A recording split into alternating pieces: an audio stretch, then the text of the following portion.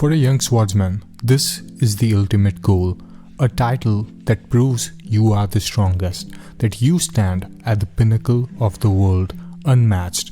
It is a destination reached through a mountain of bodies and a river of blood. But what if the journey to become invincible teaches you that the title itself is meaningless? This is the central question of Takino Inoue's Vagabond. It is a manga that uses the sword not just as a weapon, but as a brush to paint a profound portrait of a man's searching for meaning, deconstructing the very idea of strength itself.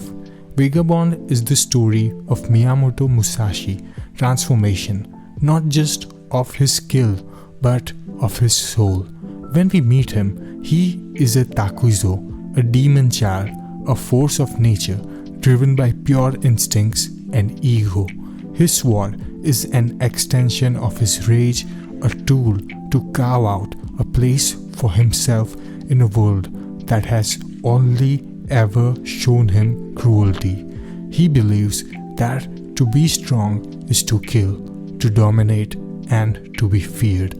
His journey is a slow, painful unlearning of this belief through encounters with masters like the monk Tenoku Soho, who renames him and gives him a new path, and his humbling defeat by true masters like Yagin clan. He begins to understand truth strength isn't about being untouchable, it's about connection. The legendary farming arc is the pinnacle of this journey. Musashi puts down his sword and picks up a hoe. In the struggle to grow rice and nurture life, he learns more about strength than he ever did in a duel to the death. He learns about his connection to earth, to other people, and to delicate balance of life and death. He learns that the power to create is infinitely harder and more profound than the power to destroy. Vagabond has no true villain. Instead, it has a perfect mirror, Sasaki Kojiro. He is not Musashi's enemy, but his ultimate rival and his philosophical opposite. While Musashi's journey is a conscious, arduous climb towards enlightenment, Kojiro is already there, born deaf and raised outside the bounds of society.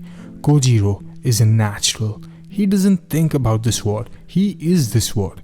His connection to the world is pure, unfiltered by ego or ambition. He is described as a force of nature, like the wind or the water, moving without malice or thoughts.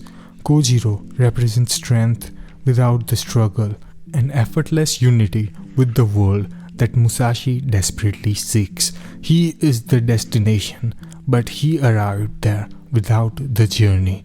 This brilliant duality forces us to question which is more valuable, the destination or the hard-won wisdom gained on the path to get there. The horror in Vagabond is not supernatural, it is deeply human horror of violence and its consequences. In most samurai stories, duels are exciting, moments of glory. In Vagabond, they are tragedies. Takiko Inoue forces us to feel the weight of the sword. Every life Musashi takes leaves a scar on his soul. The manga doesn't shy away from the brutal reality of his quest. We see the families of the man he cuts down.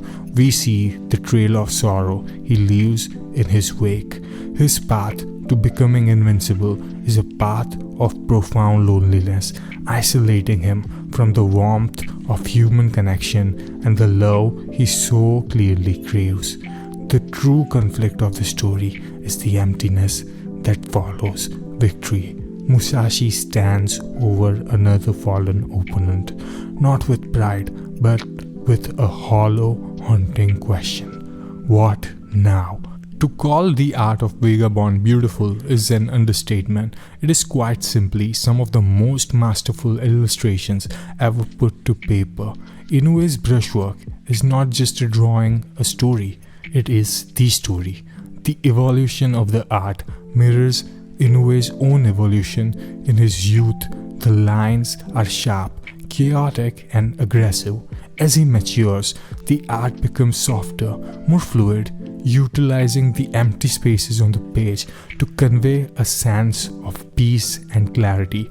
This is a story steeped in Zen philosophy, and the art is its ultimate expression. It is a meditation on finding the universe in a single brushstroke, in a grain of rice, in a fleeting moment of connection. Vagabond transcends being a manga and becomes a piece of fine art, a philosophical text that you don't just read, but experience. Vagabond is more than a story about the greatest swordsman who ever lived.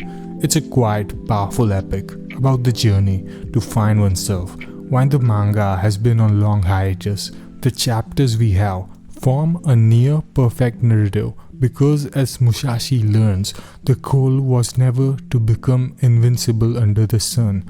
The goal was to walk the path. What has Vagabond taught you? Let me know your thoughts on this masterpiece in the comments below.